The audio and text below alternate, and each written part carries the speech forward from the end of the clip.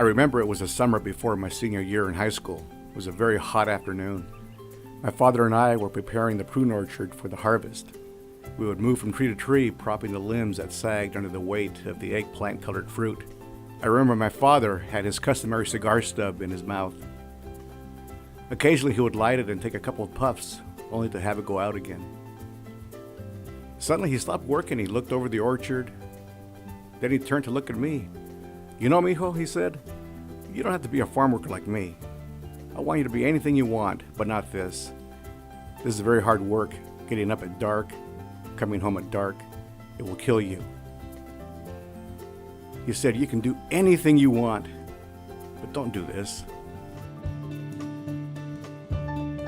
And with those words, a world of opportunities suddenly opened up for a young man who until then had thought farm work was his only choice.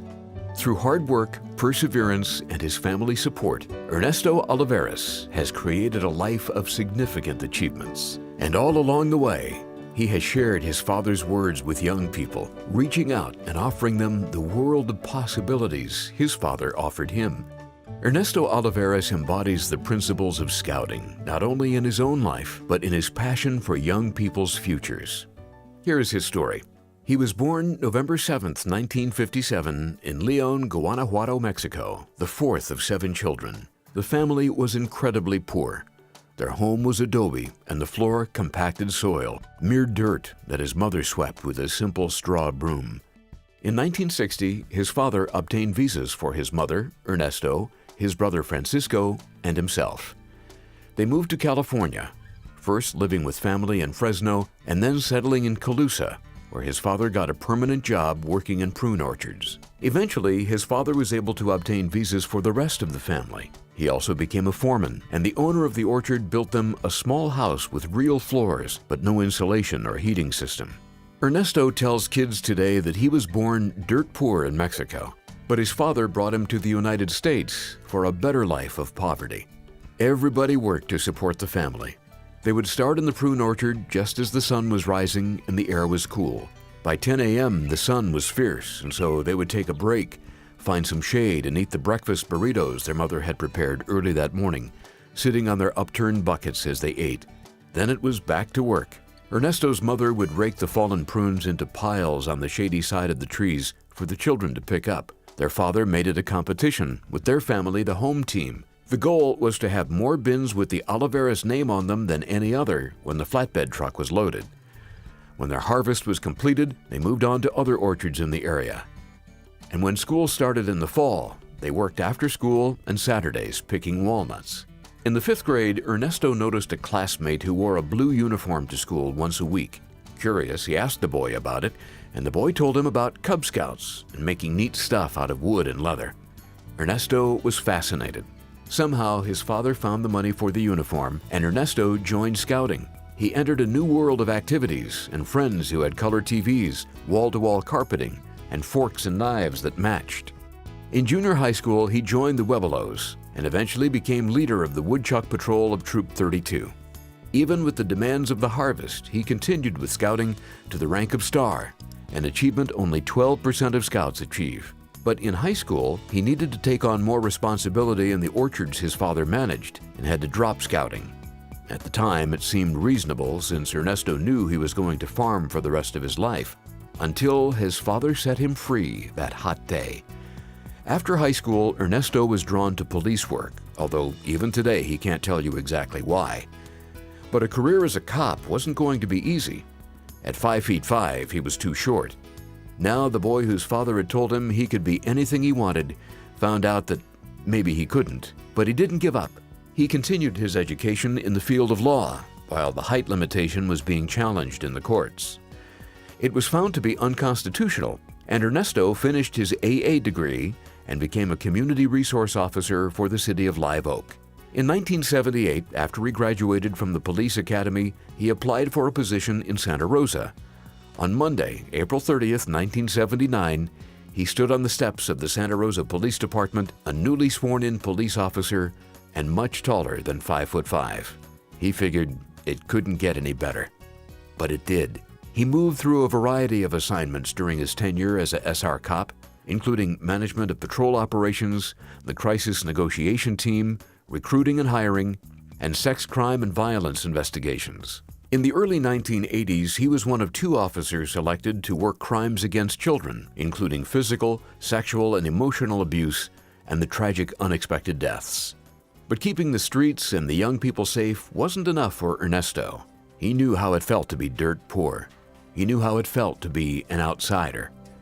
He knew what it meant to take nothing for granted, and he wanted to make it easier for those coming behind him, particularly one of our most vulnerable populations, our youth. He wanted young people to believe what his father had taught him, that they could do anything they wanted. So he made time to work with community organizations. In the early 1980s, he was appointed to the Sonoma County Commission on Human Rights, where he focused his attention on improving the community's relationship with law enforcement, particularly with respect to racial profiling and immigration issues.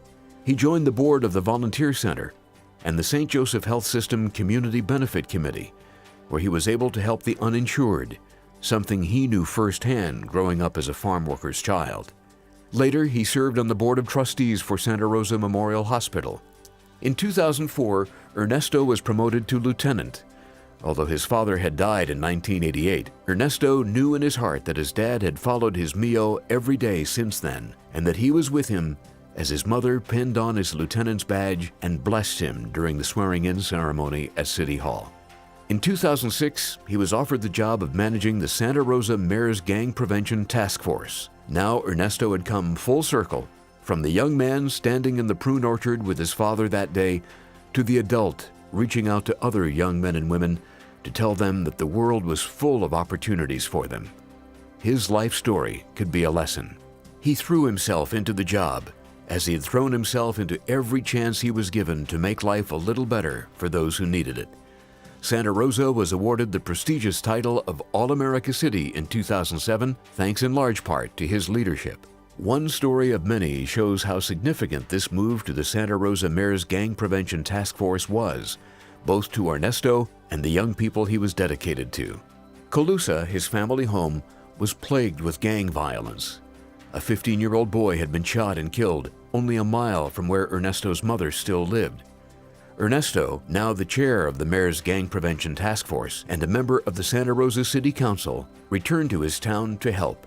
His partner in this effort was the Colusa County Superintendent of Schools, Kay Spurgeon, whose family had owned the walnut orchards Ernesto and his family had harvested after they'd finished their work with the prunes. In 2008, Ernesto was looking at retirement from the police force, but he knew his commitment to the community and its young people wasn't yet complete. He had more to do, so he ran for Santa Rosa City Council and was elected the first Latino to achieve that office. 2 years later, the council bestowed their trust in his leadership by electing him their mayor. When asked what was the highlight of his 2 years as mayor, Ernesto says it was the privilege of delivering the commencement address to the 2011 graduating class at Elsie Allen High School. He had spoken with a small group of students earlier in the year. Like so many others, the kids had been awestruck when he shared his childhood story. The mayor was like them. To this day, he meets young people and their parents who thank him for his speech. This last year, Ernesto was elected to another 4-year term on the council. His campaign was highlighted by a precedent-setting pledge between him and newcomer Aaron Karlstrom to work across the aisle as moderate and progressive, hopefully bringing on a new spirit of cooperation to politics.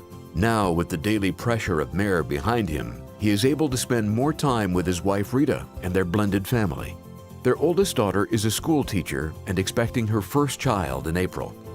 Another daughter is currently working at SSU, and their youngest daughter attends SSU, where she is working toward a degree in nursing. In conclusion, Ernesto's life work is embodied in a parable where a Native American boy talks with his grandfather.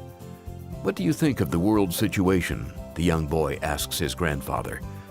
The grandfather replies, "I feel like wolves are fighting in my heart. One is full of anger and hatred. The other is full of love, forgiveness, and peace." The boy asks the old man, "Which one will win?" The grandfather replies, "The one I feed." Throughout his life, Ernesto Olivares has diligently fed the wolf of love with his dedication to young people and his community.